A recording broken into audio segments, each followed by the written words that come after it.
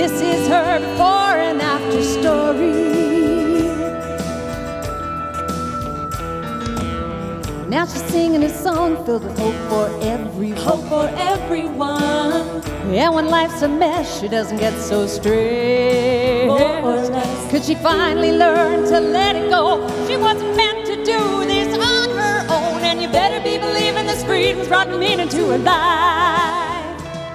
Had a fork. I decided to put this ministry together because, you know what, there's so many mixed messages in today's world.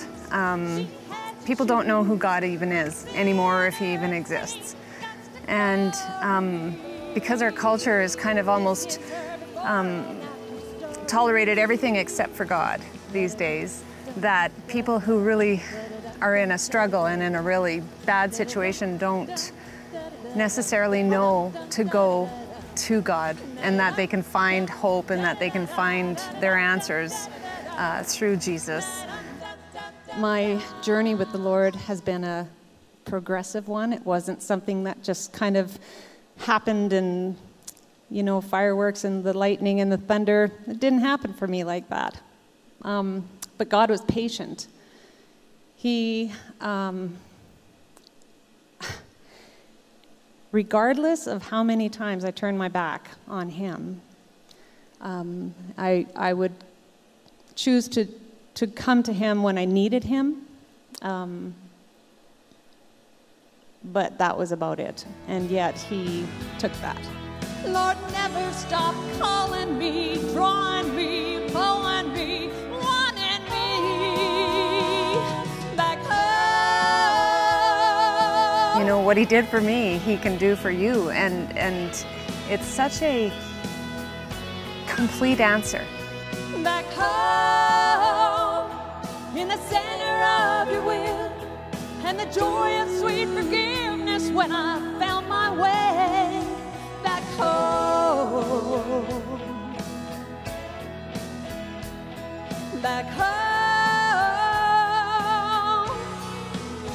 A complete and total answer to I don't care what you're going through, it's there. And so I just want people to remember that, to bring that back into just everyday language, that's available for us. Sometimes I sing with a couple of gals. We call ourselves Eliana, and we've had the pleasure of going into the jails to sing to the women there. So I stopped in the middle of the song once and I just said, you know what, I need to talk to you girls. Like, I can see that you don't really think we understand. And I can't speak for the other girls, but I can speak for me. And I can tell you that the difference between you and me is that you got caught. And that's the truth. And the walls just came tumbling down. And they were so eager to know what it was that helped me move past that. And I was so eager to share that with them. I love you, and I want you to love me too. Never let go, 'cause I love you more. I love you, and I want you to love me too. Never let go, 'cause I love you more than you'll ever know. I just want people to know, like, when you pray for something, when you ask for something, you really want something. For me, maybe it was music. Maybe I wanted to be the next Pat Benatar or something, you know? And I realize now, looking backwards, that unanswered prayer is sometimes the best kind of answer you can possibly get.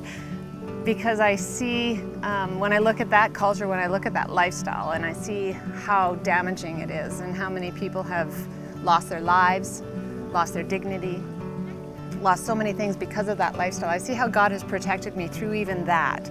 You know, He protected me through an abusive relationship. He protected me through just so many things that could have gone wrong had my prayers been answered. Well, you give me inspiration in the most unusual places. I hear it in a song, and I see it on people's faces. I find it in a story. Feel it when the sun comes after the storm. You give me inspiration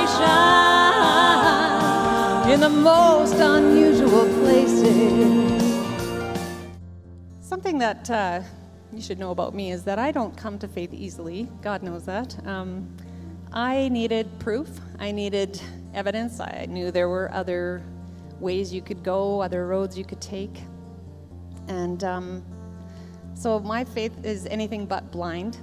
I really needed to know for certain, and so I studied archaeology of the Bible. I studied other faiths. I read other scriptures from other religions. I wanted to know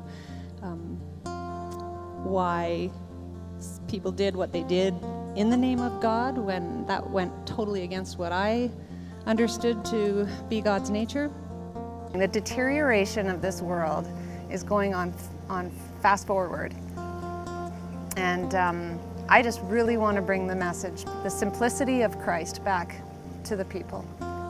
And there's so many circumstances in my life where I compromised to the extent of becoming just a hardened shell, when really what I was doing was reaching out.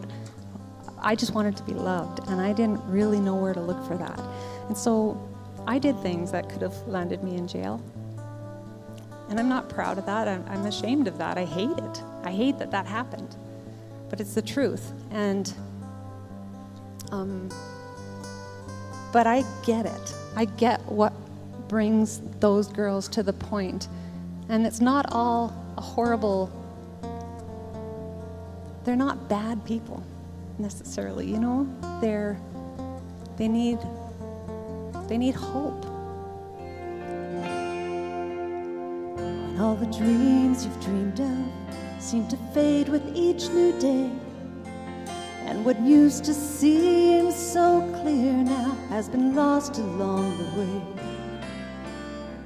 Emotions try to blind you, there's confusion in your head, and it hurts to look behind you, but you're scared to look ahead.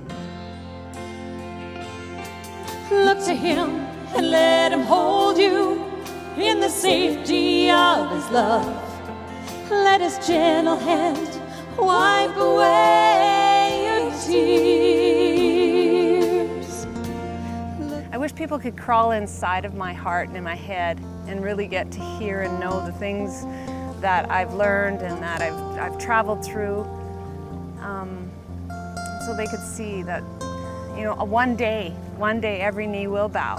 We say that in one of our songs on the album, and every tongue will confess that Jesus is Lord. I just really hope that everybody does that here when they have the chance, and the reward is then theirs in heaven. Whatever,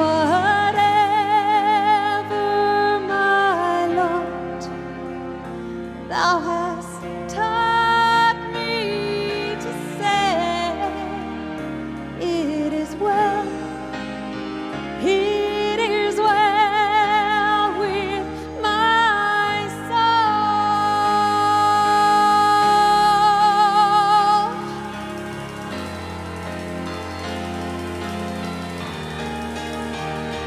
My sin, oh, the bliss of this glorious thought. My sin, not in part, but the whole,